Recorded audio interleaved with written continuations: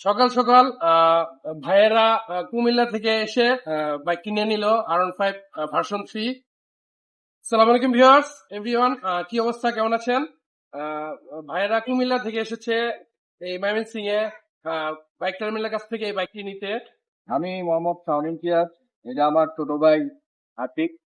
আমরা কুমিল্লা থেকে। আমি আবার কুমিল্লা বাইকিং কমিউনিটির একটা মেম্বার, কুমিল্লা বাইকার্স ক্লাবের অ্যাডমিন। তো ভাই, আপনারা যে এত দূর থেকে আসলেন, আমি যে ভিডিওতে যেভাবে আপনাদের বর্ণনা দিয়েছিলাম, তো আমার কথা কাজে কেমন পেলেন?